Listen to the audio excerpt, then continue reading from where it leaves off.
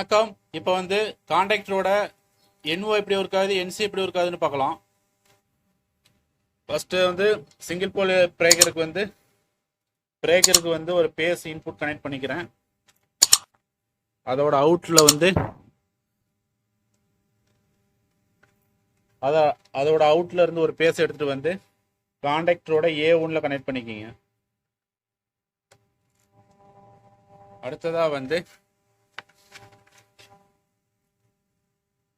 பிரேக்கர்ல இருந்து ஒரு நியூட்ரல் எடுத்துட்டு வந்து கான்டாக்டரோட A2ல கனெக்ட் பண்ணிக்கிங்க.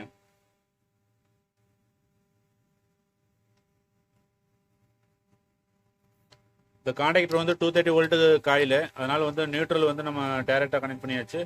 பேஸ் வந்து இந்த பிரேக்கர் வழியா வந்து கனெக்ட் பண்ணியாச்சு. அடுத்து வந்து பிரேக்கர்ல இருந்து ஒரு பேஸ் எடுத்துட்டு வந்து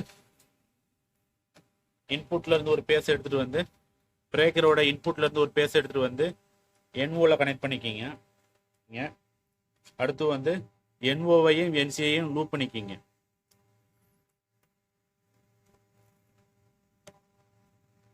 கான்டாக்டரோட NOவையும் NCயையும் லூப் பண்ணிக்கிங்க.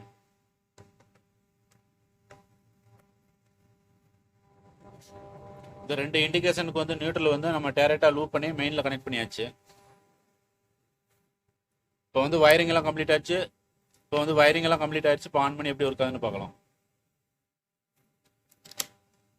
இப்போ வந்து மெயின் பவர் ஆன் பண்ணோடனே இப்போ வந்து NCல வந்து ஒர்க் ஆகுது. பிரேக்கர் ஆன் பண்ணோடனே NO வந்து ஒர்க் ஆகுது. ஆஃப் பண்ணா NC ஒர்க் ஆகும், ஆன் பண்ணா NO ஒர்க் ஆகும்.